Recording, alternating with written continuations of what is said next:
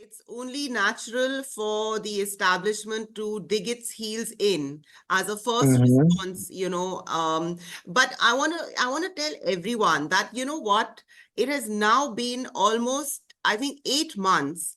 I haven't received a single call. And I've been doing this work since 2012. And, Mm-hmm. by from 2013 onwards, I was getting calls, at least one call a month, sometimes as much as three, five even, and it's just gone silent. And so what Mm-hmm. this is telling me is that either in a silent way, without acknowledging their mistakes, the system has taken note and is, not misbehaving as blatantly as it was. Or they've said, leave Indian families alone because then it's going to be very difficult for you. Or the film has actually helped parents to just be more aware of what they Mm-hmm. are facing when they first confront these caseworkers. Of course, all three reasons are not good, because I mean, you can't have a situation where you're just taking a sort of calculated decision not to go after Indian families, but being vicious to others. And but anyway, but I do think that this complete silence, and there's been no, I used to get frantic calls, not just from Indian families, but from Afghans and Spanish women, and Sri Lankan, Bangladeshi, from different countries, different Nordic countries, and it's just Mm-hmm. completely stopped. We are watching a really horrible, cruel, repressive system. And even after so many years of agitating and campaigning, we don't have the kind of, public understanding and awareness. And, like other speakers, Pat, for instance, mentioned that she's not able to go in and support mothers in court by using the banner, give us back our children. And this is true. This the claim of parenthood, or of just of the feeling of belonging that comes with family, is seen by this child protection ideology as somehow being a very negative thing. And in fact, the reason why they need to have these very highly repressive and interfering state agencies. As a group, the entire seminar should note that there has been a pattern of harassment, intimidation, and censorship of advocates who try to build awareness about the injustice of the system and to help its victims. Lawyers are, threatened with Mm-hmm. delicensing. Some of them are delicensed.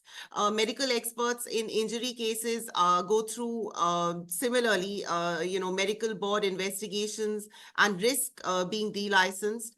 And parents are, not being allowed to speak about their case.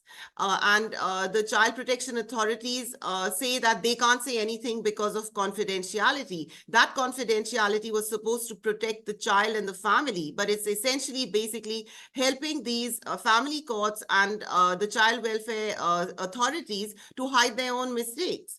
So, I Exactly. mean, these are the problems. Of course, I mean, there's a lot of money involved, and yes, hitting where the money is where we would suddenly start to see a response. I suppose, building an international coalition on this is one way of doing it. First we have to sort of come together on this, and then we have to approach all our governments together so that they see that this is not just a question of individual families and problems, but a broad systemic issue.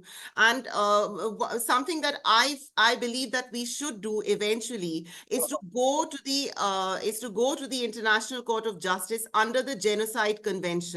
I believe that under the Genocide Convention, one of the 5 forms of genocide is removing children from one group and giving them to another.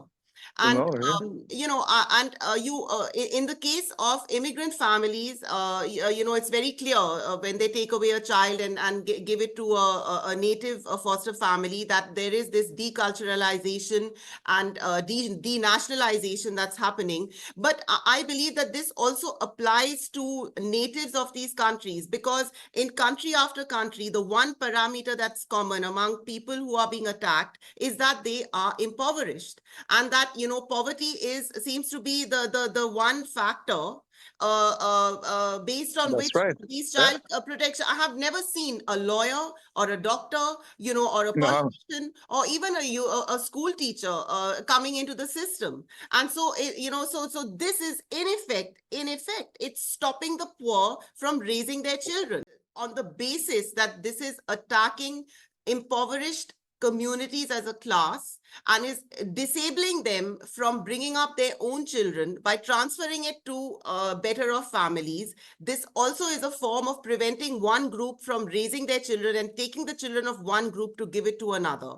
And that, we should develop this into a legal argument, and we should at one point take this under the Genocide Convention. It won't the court under the Genocide Convention does not have the power to return children to families, but it'll certainly make the point that what is happening in these child welfare organizations has to be understood in the context of broader humanitarian considerations and human rights.